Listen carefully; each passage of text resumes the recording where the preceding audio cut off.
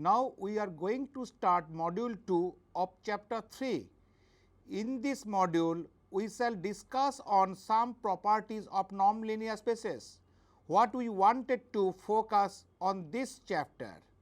Here we shall discuss some results which are analog to the study of some results on classical real analysis.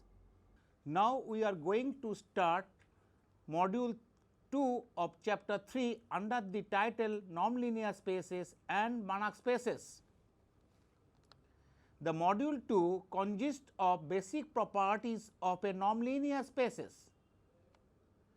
So, before going to study the properties of nonlinear spaces, we are going to give some definitions. A linear space X over a field of scalars capital F is called a nonlinear space, shortly written as NLS, if with every element x of capital X there is associated a real number called the norm of x, denoted by this symbol, such that following axioms called norm axiom hold. That is number 1 N1 axiom, that is this is always greater or equals to 0 and this equal to 0 if and only if x equal to 0, that is the 0 vector of x. That is second axiom, that is norm axiom 2, written as N2, this lambda x is equal to mod lambda into this, where alpha belongs to f, and norm axiom 3, this x plus y is less or equals to this plus this for all x y belonging to x. Here this is a function from x to r called the norm function on x, and the pair x, this function denoted as norm function, is designated as a nonlinear space. Now, norm induces a metric on a nonlinear space. Define d x cross x to r by d x y is equal to norm x minus y, where x y belonging to capital X. Clearly, d x y is greater or equals to 0 and d x y equal to 0 if and only if norm of x minus y is equal to 0 if and only if x is equal to y. Thus, we see that dxy is greater or equals to 0 and dxy equal to 0 if and only if x equal to y. Also, dxy is equal to norm x minus y is equal to norm minus of y minus x is equal to norm of y minus x is equal to dyx, that is symmetricity axiom holds for a metric, and dxz is equal to norm of x minus z for z belonging to capital X. Thus, dxz is equal to norm of x minus z is equal to norm x minus y plus y minus z, which is less or equals to norm of x minus y plus y minus z by N3. N3 axiom is known as triangle inequality, which gives equal to dxy plus dyz. Thus, all the metric axioms are satisfied. Let us introduce a metric d x cross x to r defined by dx plus u comma y plus u is equal to dxy for all x y belonging to x. This is known as translational invariant property for a metric D. And number 2, d alpha x alpha y is equal to mod alpha dxy for all x y belonging to x and alpha belongs to capital F. This is known as absolute homogeneity property for D. Now, we have a remark that the metric induced by a norm, that is dxy is equal to norm x minus y, xy belonging to x, has translational invariant property and absolute homogeneity property. Let D be a metric on x having translational invariant and absolute homogeneity property. For x belonging to capital X, we define norm x is equal to dx theta, where theta is the null vector of x and theta is equal to 0 vector, that is the 0 vector of x. Then we say that D induces a norm on x. As D is always positive, that is dx theta greater or equals to 0, norm of x is always greater or equals to 0, and dx theta is equal to 0 if and only if x equal to theta, that is norm of x equal to 0 if and only if x equal to theta. Let alpha belongs to F, that is alpha is an element of the scalar field capital F. Then norm of alpha x is equal to d of alpha x theta by the definition of norm of x, that is d of alpha x theta is equal to again d alpha x comma alpha theta, because alpha theta is equal to theta, which is equal to mod of alpha dx theta, which is also equal to mod of alpha into norm of x. Take y is any element of x. Now norm of x plus y is equal to dx plus y comma theta, which is less or equals to dx plus y comma y plus theta plus dy plus theta comma theta is equal to dx theta plus dy plus theta comma theta plus theta. The first one comes by translational invariant property for d, and theta is equal to theta plus theta, which is equal to dx theta plus dy theta is equal to norm x plus norm y. Thus, all the norm axioms n1 to n3 are satisfied on x. A sequence xn in a nonlinear space capital X is said to be cosy if norm of xn minus xm tends to 0 as nm tends to infinity. That is, for every epsilon greater than 0, there exists a positive integer capital N such that norm of xn minus xm less than epsilon whenever n comma m is greater or equals to n. Later we shall see that real number space is a nonlinear space. In a nonlinear space, a sequence xn is said to be cosy, that is, a sequence xn in a real number space R is said to be cosy if modulus of xn minus xm tends to 0 as nm comma tends to infinity. A sequence xn in a metric space X is said to be cosy if d of xn comma xm tends to 0 as nm tends to infinity whenever d comes by the induction of norm.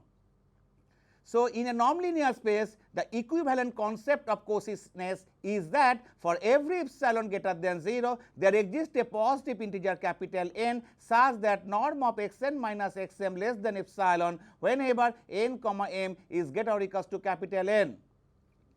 Similarly, we take a definition like this, that a sequence xn in a nonlinear space capital X is said to be convergent to an element x belongs to x if norm of xn minus x tends to 0 as n tends to infinity, and we write limit of n xn is equal to x. In the case of reals, we write modulus of xn minus x tends to 0 as n tends to infinity. That means, for every epsilon greater than 0, there exists a positive integer n such that norm of xn minus x less than epsilon whenever n greater or equals to capital N. This concept is applicable in a nonlinear space whenever a sequence xn is said to be convergent to an element of that space. A subset B in a nonlinear space capital X is said to be bounded if there is a positive real k such that norm of x less or equals to k for all x belongs to capital B. Let x naught belongs to capital X and R be a positive real. Then in X the set collection of all elements belonging to X such that norm of x minus x naught is strictly less than R is called an open ball centered at x naught having radius is equal to R and is denoted by BR x naught.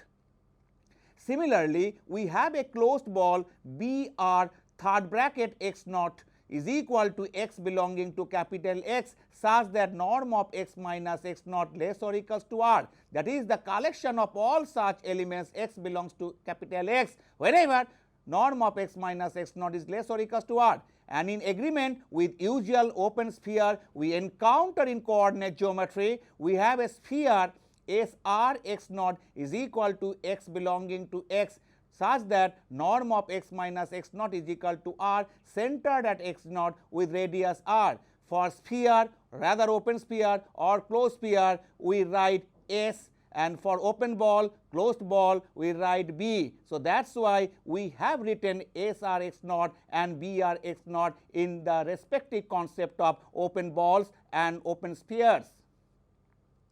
Now let us take a definition. A sequence xn in a nonlinear space capital X is said to be bounded or non-bounded if there exists a positive constant k such that norm of x less or equals to k n.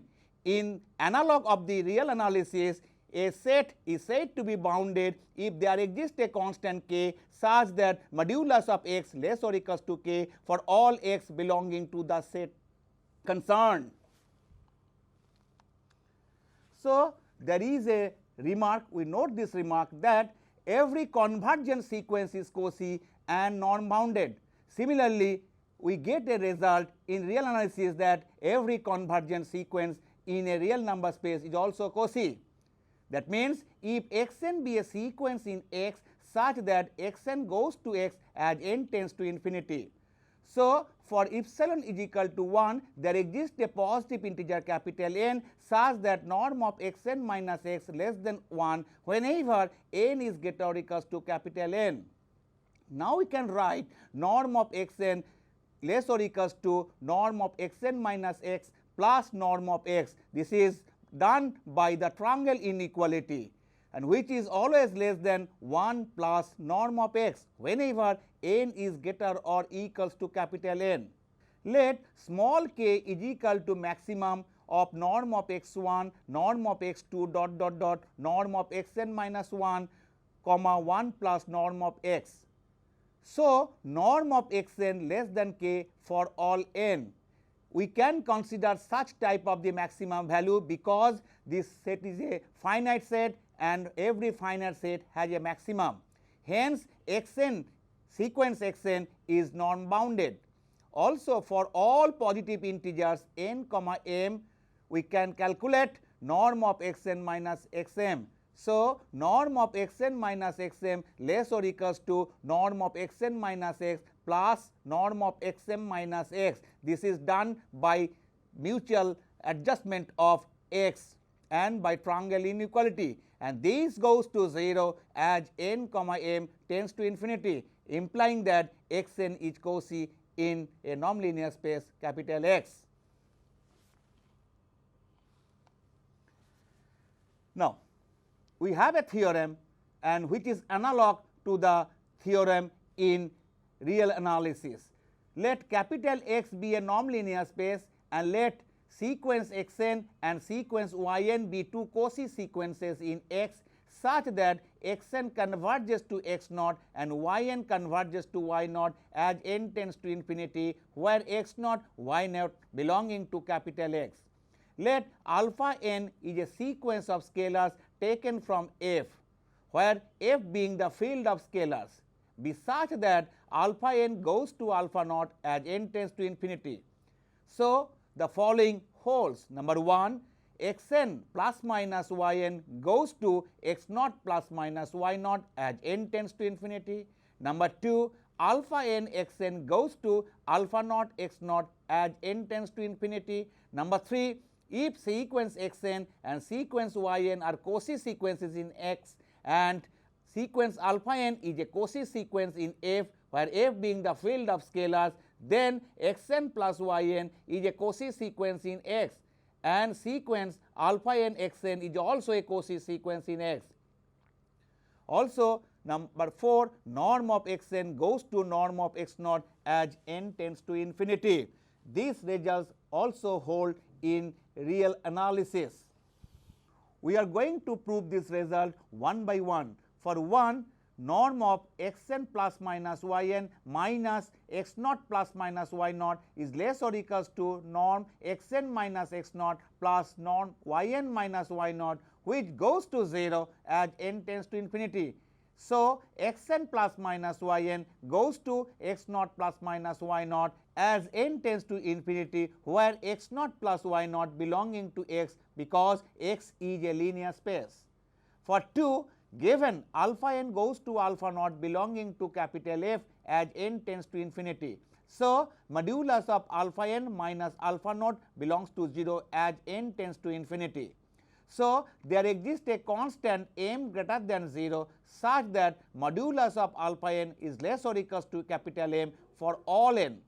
Now, norm of alpha n x n minus alpha naught x naught is equal to norm of alpha n x n minus alpha n x naught plus alpha n x naught by alpha naught x naught by suitable adjustment of alpha n x naught, which is equal to norm of alpha n x n minus x naught plus alpha n minus alpha naught into x naught, which is always less or equals to norm of alpha n x n minus x naught plus norm of alpha n minus alpha naught x naught by triangle inequality of norm axiom n3, which is again equal to modulus of alpha n norm of x n minus x naught plus modulus of alpha n minus alpha naught into norm of x naught by norm axiom 2, which is always less or equals to m into norm of x n minus x naught plus modulus of alpha n minus alpha naught norm of x naught tends to 0